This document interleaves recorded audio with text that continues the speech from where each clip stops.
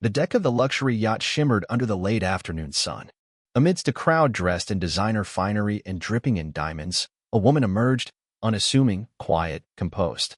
She wore faded jeans, a white blouse, and a sun hat that had long outlived its prime. There was no designer logo in sight, no entourage, no attention-seeking gestures. Just her and a calmness that defied the glitzy chaos of the $200 million vessel. She drew glances the moment she stepped on board. Soft murmurs followed. A few guests smirked behind their flutes of champagne. Who let her in? Someone whispered. Another rolled their eyes and snorted, probably wandered off the dock.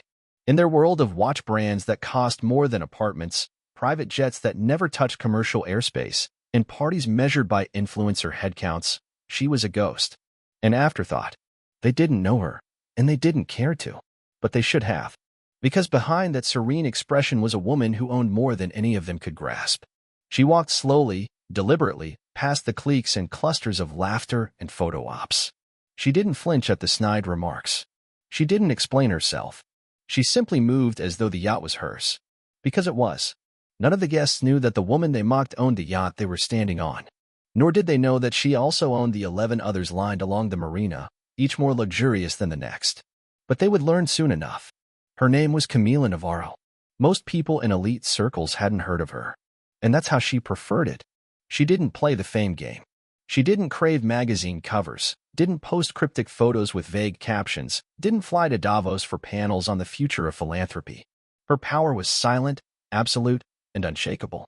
Camila was born in a modest fishing village near Cadiz, Spain. Her father was a boat mechanic who worked with his hands, mending nets and coaxing dying engines back to life with little more than grit and grease. Camila would sit by his side, absorbing everything. By age 10, she could repair small motors. By 16, she was managing supply records for the local co-op.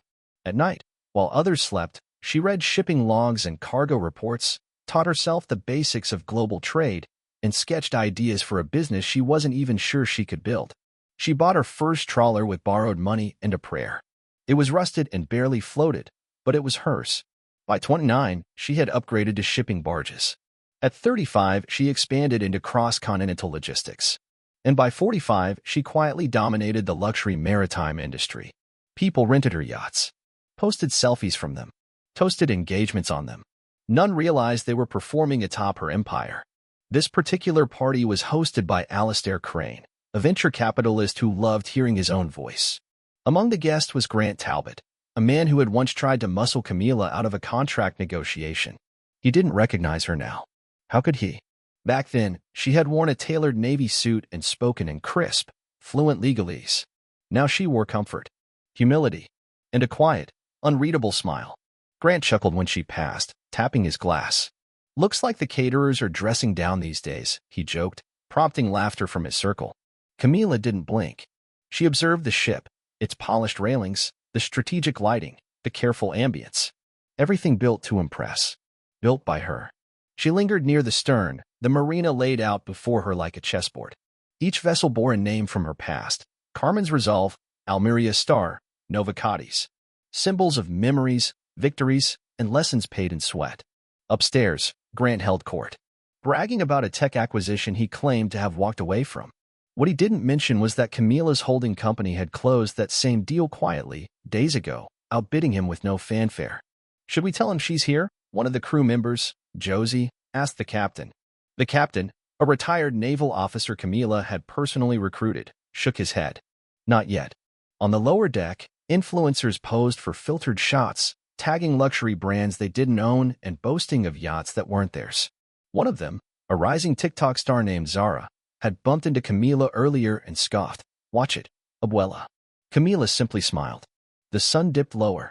Lights flickered on, casting a golden halo on the teak floors. The mood shifted. Music thumped louder. The sea around them softened into darkness.